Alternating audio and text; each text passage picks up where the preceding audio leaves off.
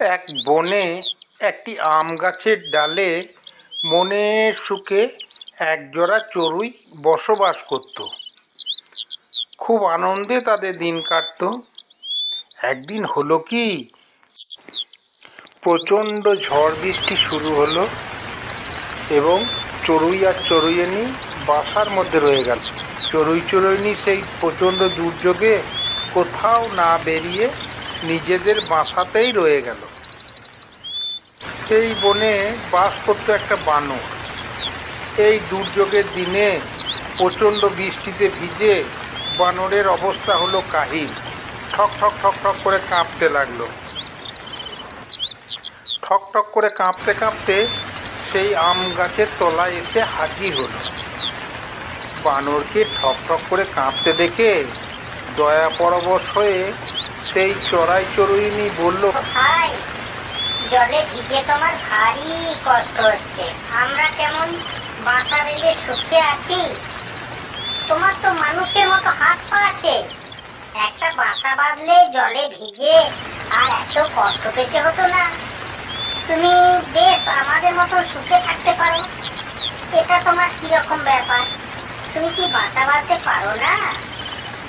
চড়াই চড়াইনির কথা শুনে রেগে আগুন হয়ে গেল বানর। বলল, এইটুকু চড়াই পাখি, এদের এত আস্পর্ধা। তারপর বলল, কি? যত বড় মুখ নয় তত বড় কথা। তোদের সাহস তো কম নয়। সামান্য একটা পাখি হয়ে তুই আমার দিকে জ্ঞান দান করছিস। দাঁড়া, তোদের কি অবস্থা করি দেখ। আমার সুখ শান্তি নিয়ে তোদিকে কে চিন্তা করতে বলেছি? তোদেরকে দাঁড়া, তোর এই অবস্থা করছি দেখ।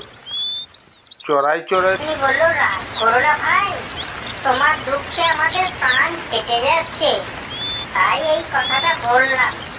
একটা বাসা থাকলে এই বৃষ্টিতে তোমায় আর ভিজতে হতো না, সেই জন্য বললাম। রাগ করো না। মনের আনন্দে তুমি দিব্যি আমাদের মতো নিজের বাসায় থাকতে পারতে এবং আরাম করতে। রেগে গিয়ে বানর দাঁত কিরমির করে বলতে লাগলো, দাঁড়া, তোদের বড্ড বার বেড়েছে। আজ তোদের এমন শিক্ষা দেব না যে সারা জীবন মনে রাখবি। এই বলে বানর এক লাফে গাছে উঠে গিয়ে চড়ুইয়ের বাসাগুলো মাটিতে আছড়ে ভেঙে ফেলল। চড়ুই চড়ুইনি মনের দুঃখে আকাশে উড়ে গেল।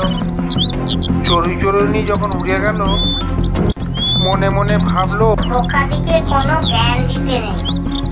এরা নিজেরা কিছু করবে না, এবার আমরা ছোট বলে আমাদের উপদেশও মানবে না। নীতি কথা কি বলতো? বোকাদিকে কখনো কোনো জ্ঞান দিতে নেই।